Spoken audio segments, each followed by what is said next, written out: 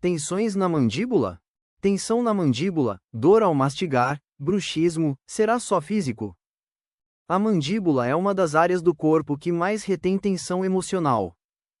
Quando palavras não são ditas, quando sentimentos são reprimidos.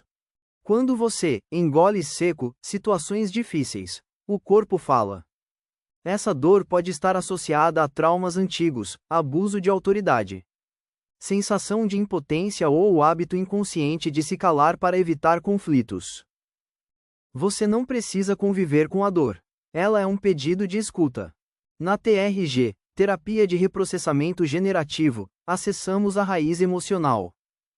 Por trás dessa dor, reprocessamos o que ficou preso no sistema.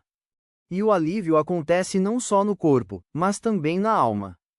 Me chama, para saber como a TRG pode te ajudar.